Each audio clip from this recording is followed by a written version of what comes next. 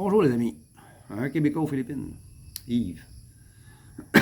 Le sujet d'aujourd'hui. Peu importe qui vous êtes, peu importe vos habitudes de vie dans l'Ouest, une fois rendu ici, tout ça pourrait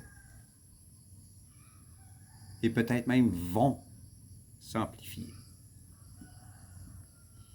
Dans l'Ouest, que vous étiez économe, vous surveillez vos dépenses, ou que vous soyez dépensier, que vous soyez du type généreux, que vous soyez du type party animal,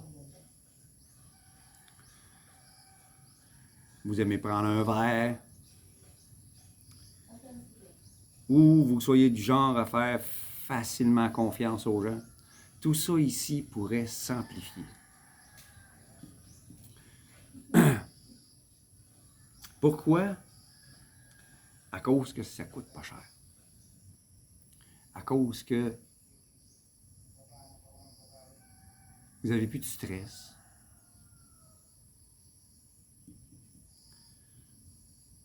Il n'y a pas que du négatif là-dedans. Mais tout ce que vous pourriez être en tant que personne va s'amplifier ici. Le type de personnalité que vous avez, le type de personne que vous êtes, le genre d'habitude que vous avez, tout ça ici pourrait s'amplifier.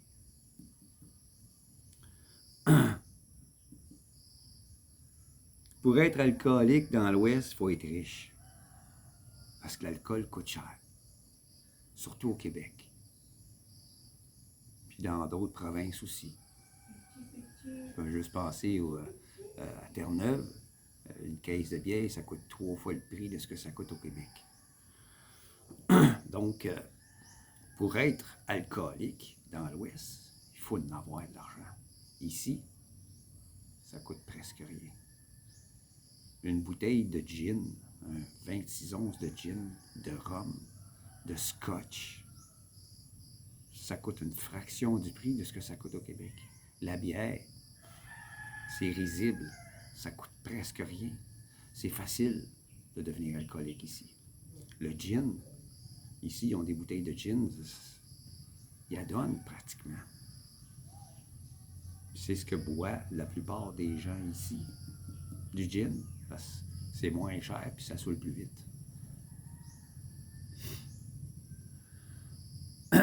Donc, ça serait facile. Soyez prudent. Soyez très prudent. Vous êtes généreux dans l'Ouest, vous donnez facilement à des œuvres de charité, des œuvres de bienveillance. Ici, toutes les familles sont des œuvres de bienveillance. Sont pauvres. Il y en a qui sont pauvres, raides. Raides.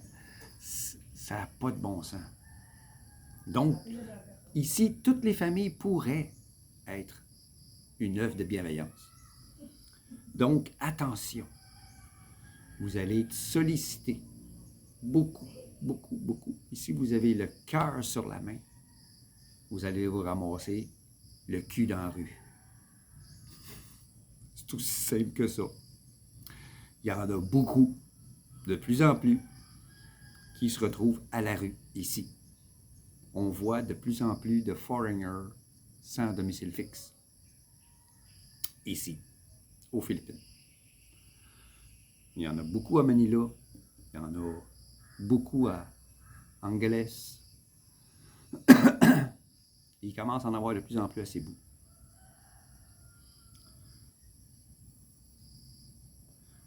Choisissez bien. Prenez votre temps avant de vouloir être généreux. Soyez généreux avec des personnes qui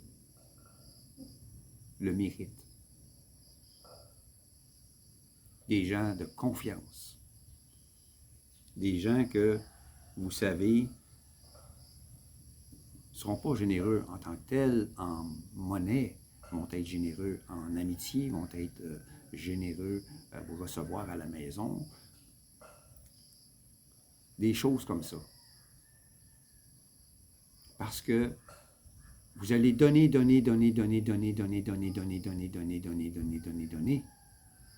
mais il n'y aura pas de retour. Puis, vous allez passer pour un guichet automatique, sans vraiment obtenir de l'amitié, de la reconnaissance ou quoi que ce soit en retour. Soyez-en conscients. Vous êtes du type économe, vous allez en avoir pour votre argent. Vous allez peut-être passer pour quelqu'un qui est pas très généreux, etc. Oui, ça va arriver, ça va arriver. Parce qu'ici, les gens s'imaginent que parce que vous êtes un foreigner, vous êtes millionnaire, puis que vous devez les aider. Vous êtes ici, vous devez les aider. C'est dans la mentalité. Ça ne veut pas dire que vous êtes obligé. Il n'y a pas de loi qui vous oblige à faire ça. C'est pour ça que, précédemment, là, un petit peu avant, j'ai dit, prenez votre temps, choisissez. Choisissez vos batailles, comme on dit. Hein?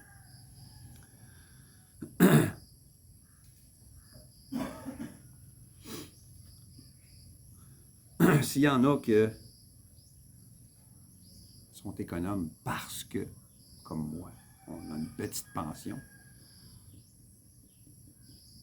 organisez-vous pour vous faire quelques pesos ici et là pour boucler les fins de mois. J'ai fait une vidéo dans le passé, le mois passé, au début du mois de janvier, comme quoi que j'avais décidé de vendre ma terre parce qu'elle ne rapportait pas ce que je croyais qu'elle devrait rapporter pour m'aider à boucler mes fins de mois, peut-être faire un petit peu de sous. J'ai décidé de changer mon fusil d'épaule, de vendre cette terre infertile pour autre chose. Probablement au moment où cette vidéo va être en ligne, je vais avoir déjà commencé à peaufiner mon projet. Ce ne sera peut-être pas en route en tant que tel, parce qu'il faut que la terre soit vendue pour que j'aie des fonds pour ça. Mais je vais avoir peaufiné mon projet. Ça travaille encore, puis j'en parle encore avec ma blonde.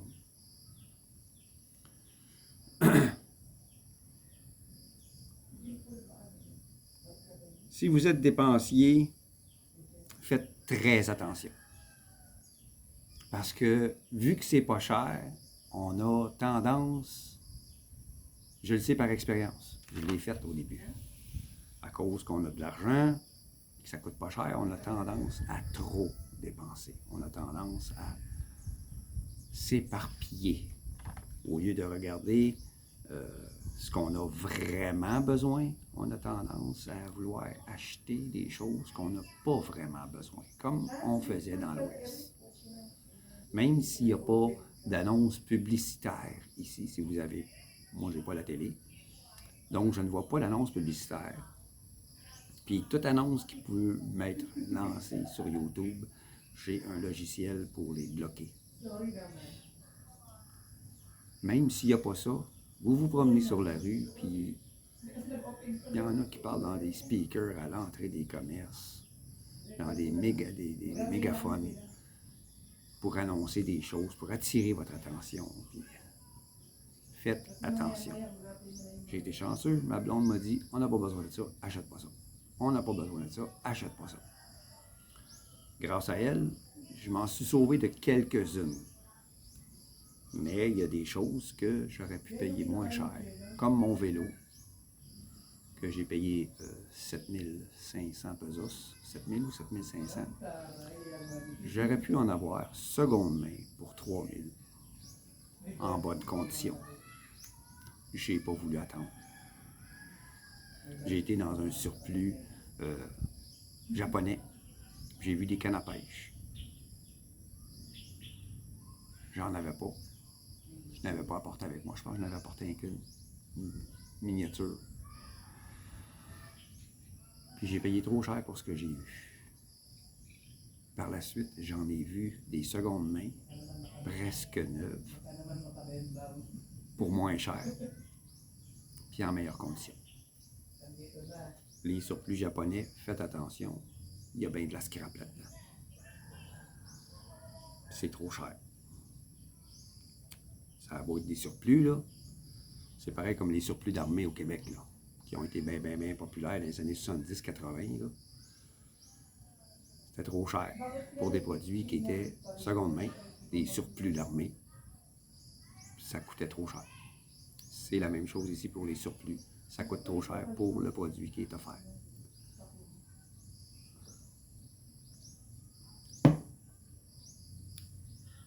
Alors, si vous êtes dépensier, faites attention.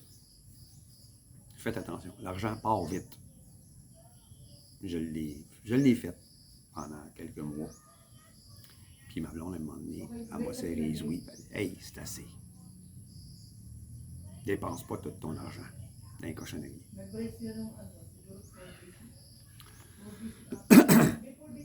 Il y a beaucoup de Filipinos qui ne sont pas comme ça. J'ai connu un foreigner que sa Filipina s'en foutait. Lui, j'en ai déjà parlé dans le passé, il était dans son pays, un Australien, je crois. Puis il voulait arriver ici, puis que les choses soient en partie déjà faites. Fait qu'il a acheté un terrain en ligne. Il a payé plusieurs millions pour un petit bout de terrain en montagne, comme ça. Il n'a pas vu le terrain. Lui, tout ce qu'il a vu, c'était un terrain. Le gars était comme ça, puis il photographiait le terrain comme s'il était plat, puis bing bang, il a payé. Il est arrivé ici, puis il s'est rendu compte que le terrain était comme ça, boisé, en roche, en gros roc, impraticable. Il fallait qu'il le mette comme ça pour pouvoir tirer dessus. S'il le mettait comme ça, ben, il fallait qu'il mette un mur de soutènement en bas, puis etc. Puis beaucoup d'investissements. Mais le problème, c'est qu'il a tout mis ses économies dans l'achat du terrain. Tout. Il est arrivé ici, il y avait rien que sa pension. En ce moment, je crois qu'il vit encore en appartement, en ville. Puis que son terrain en montagne, invendable. Fait qu'il a flambé plusieurs millions. Je crois que c'est 7 millions qu'il a payé pour un terrain. Un petit terrain, pas une grosse terre, là. Un petit terrain en montagne, en pente. Faites attention. Vous aimez faire la fête? Les gens ici, ils savent comment faire. Faites attention. Ils savent comment fêter. Puis ça boit beaucoup. Puis même si vous êtes invité à la fête, parfois on va vous dire, je t'invite chez nous, on va boire. On va inviter des amis, puis on va boire. Il va peut-être avoir 2, 3 des petites onces de gin. 1 ou 2 grosses quilles de bière. Ça va se vider vite, ça, là. Puis après ça, c'est vous autres qui allez payer. C'est vous autres qui allez devoir sortir l'argent, parce que les autres, ils n'en ont pas. C'est tout ce qu'il y avait comme argent, puis ils ont acheté l'alcool, là. Ils ont acheté un petit peu de nourriture à grignoter parce qu'ils font ça. Ils boivent, puis ils grignotent un petit peu de nourriture en même temps. Ici et là. Ici, ils boivent une gorgée d'eau, une gorgée de gin, ou une gorgée de gin, une gorgée d'eau. C'est comme ça qu'ils boivent. Au début, ils commencent par la bière, puis après ça, ils finissent avec le gin. Ou ben non, ils commencent par le gin, puis ils finissent par la bière. Mais à un moment donné, il n'y en a plus. Ils veulent continuer à boire. Ils ne sont pas encore assez sous. Eux autres, ils boivent jusqu'à temps qu'ils sont sous. Sous, là. Il y en a qui sont des fois qui sont sous-morts. C'est vous qui payez. C'est vous qui allez payer le gin et la bière. Fait que faites attention. Faites attention. Ça va finir par vous coûter cher. Parce qu'ils savent comment fêter. Ils savent comment fêter. Que ce soit au jour de l'an, ça fête en solide. C'est solide au jour de l'an. Puis lors de fiesta, ça fête violemment. Ça fête. Pas violemment, pas avec des coups, là, mais l'alcool, ça coule à flot. Même parfois lors de mariage, enterrement. Il y a toujours une petite table qui est mise à part. Là. Il y a toujours des tables en face de où est-ce que les gens sont exposés dans leur maison. Les gens se rencontrent là pour discuter, pour manger un petit quelque chose. Il y a toujours une table à part là, avec des buveux, des alcoolos. La table des alcoolos, il y en a tout le temps une. Puis ça bouille.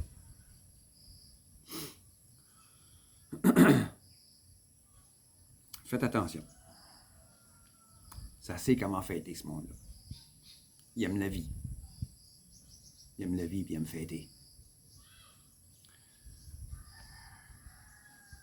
Si vous faites confiance facilement aux gens dans l'Ouest, soyez prudents ici. De ne pas être scammé. Parce que sont pauvres, ces gens-là.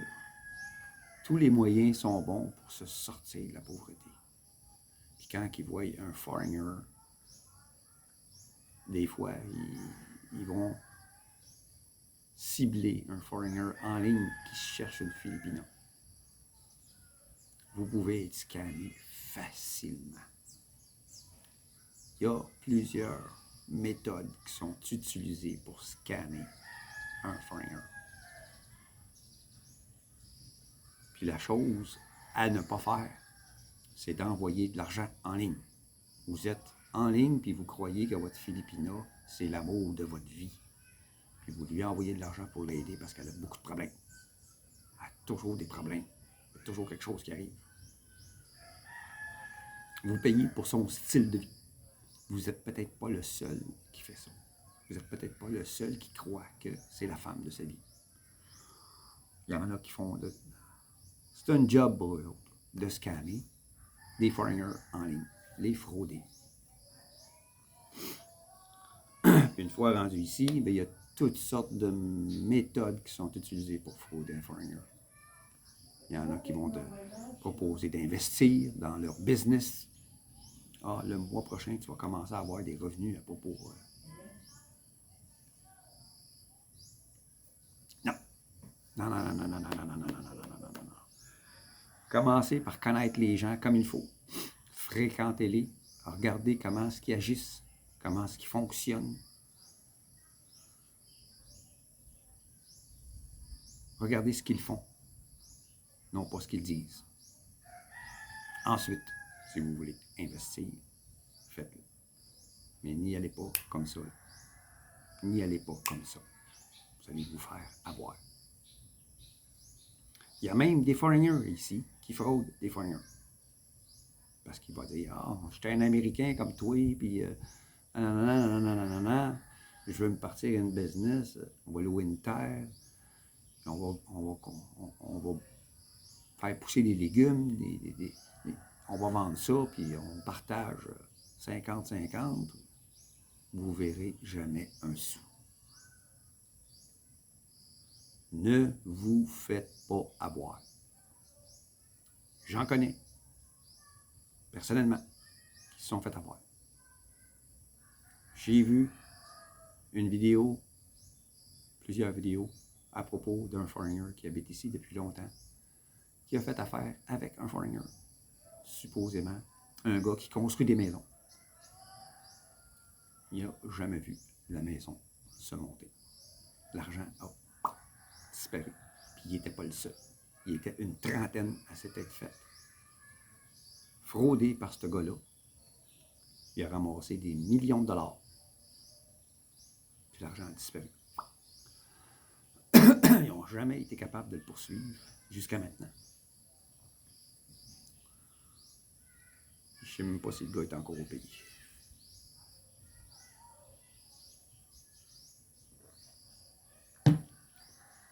Il a probablement été dans un autre pays du Sud-Est pour recommencer son affaire. Il va laisser la poussière tomber ici. Il va revenir dans un autre secteur. Ce secteur-là, c'était dans le sud, dans le coin de Cebu, Dumaguete, Valencia. C'est là qu'il opérait. Là, il a sûrement quitté le pays pour aller ailleurs. Se faire oublier. Il va probablement revenir à un moment donné. Alors, faites attention. Ne faites pas confiance aussi facilement que ce soit aux locaux ou aux foreigners. Prenez votre temps. Ne vous pressez jamais. Oh, ma feuille est partie.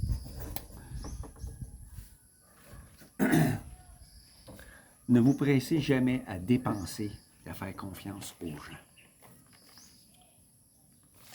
Très, très, très, c'est très important.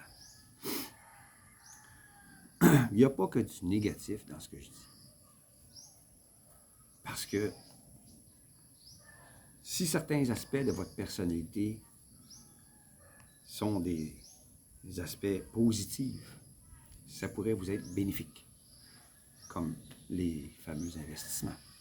Si vous êtes un gars qui aime faire des petites entreprises et des choses comme ça, faites-les pour vous-même. Ça va vous donner quelques pesos de plus. Devenez millionnaire pour un foreigner ici, oubliez ça. Oubliez ça. On ne peut pas devenir millionnaire dans un pays où il y a de la pauvreté. À moins d'être excessivement chanceux ou d'être corrompu. Mais un gars ordinaire, comme vous et moi, qui va avoir quelques pesos de plus par mois, c'est possible. Des petits commerces. Si vous voulez investir, regardez ce que les gens consomment, ce que les gens aiment, puis ce qu'il n'y a pas. Si c'est quelque chose qu'ils aiment, puis qu'ils sont obligés de changer de ville pour y avoir accès, il n'y en a pas dans leur ville, puis qu'ils aiment ça, faites-le. Regardez d'abord si c'est payant, si ça va valoir la peine, puis faites-le. Moi, c'est l'exercice que j'ai fait. Je suis ici depuis 2 ans. Et ce que je vais faire, c'est quelque chose qui n'existe pas, puis que les gens aiment. C'est des choses comme ça que je vais faire. Pas quelque chose de très compliqué. Pas quelque chose qui va me faire travailler de 6 heures le matin à 8 heures le soir. Peut-être périodique dans la journée, au moment opportun.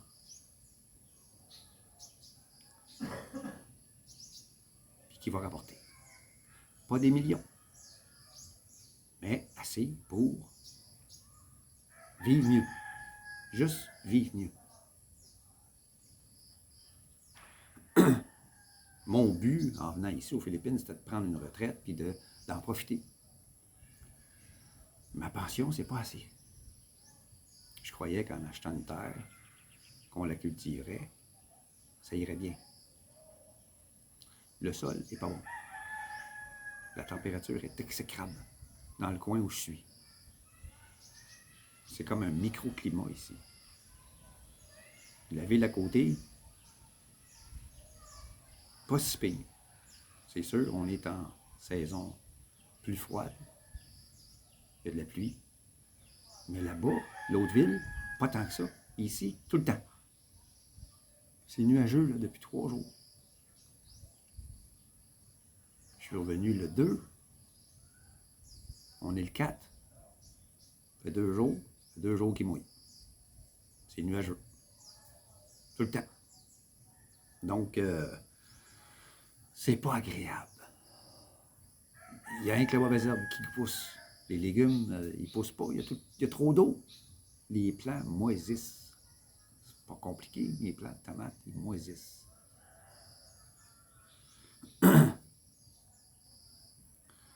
Donc, je vends, puis je sors de cette ville, de ce microclimat. Je vais sortir de ça pour faire quelque chose d'autre qui va rapporter probablement autant que qu'est-ce que j'ai ici, mais à moindre effort. Donc, je vais pouvoir mieux profiter de ma retraite.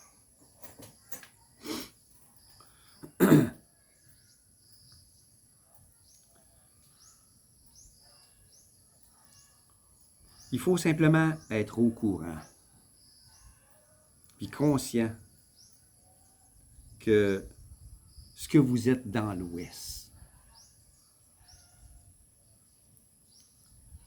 sera à coup sûr amplifié ici. Dû au coût de la vie, les mœurs locaux, l'impression de vivre dans un paradis, puis qu'il n'y a rien qui peut vous arriver. Il faut être conscient que le paradis, ça n'existe pas. Si le paradis pour vous, c'est la plage, le beau temps, puis les belles femmes, oui, c'est un paradis, tout dépendant où vous allez vivre.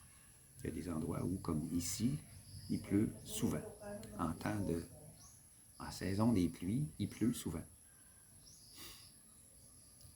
À d'autres endroits, même en saison des pluies, c'est de temps à autre.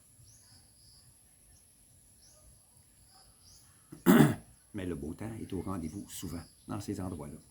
Donc, ces endroits-là, vous avez accès à la plage, il pleut de temps en temps, mais pas tout le temps. C'est beaucoup plus de beau temps que de pluie, même en saison des pluies. Et les femmes sont belles. Donc, ça devient un paradis. Mais si vous voulez vivre dans un endroit où vous avez la plage, le beau temps, des belles femmes, et du luxe, à petit prix, pas vraiment. C'est là que certains foreigners disent que ça prend 1500, 1700 US par mois de revenus pour bien vivre aux Philippines. Il y a des endroits que, oui, ça va vous coûter ça. Il y en a d'autres endroits que ça ne coûtera pas ça. Ça dépend comment vous voulez que votre paradis soit.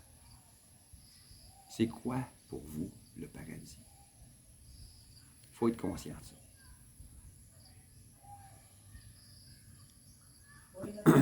Vous pouvez, selon votre personnalité, vous pouvez vous retrouver dans le très négatif après un certain temps et repartir.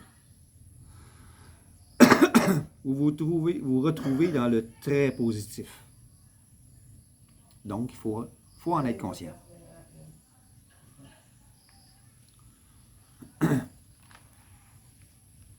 Si le contenu de mes vidéos vous intéresse, si ça vous plaît, n'oubliez pas de vous abonner. Pèsez sur la cloche de notification, partagez avec vos amis et surtout, commentez. S'il y a des sujets qui vous intéresseraient, dites-le moi en commentaire. Ça va me faire plaisir. J'aimerais bien, c'est la première fois que je le demande, j'aimerais bien me rendre à 300 abonnés. J'ai regardé ce matin, j'en avais 265. J'aimerais bien me rendre à 300. Donc, sur ce, les amis, je vous dis à la prochaine. Je vous remercie de me regarder. Si vous aimez le contenu, abonnez-vous. Et puis, prenez soin de vous.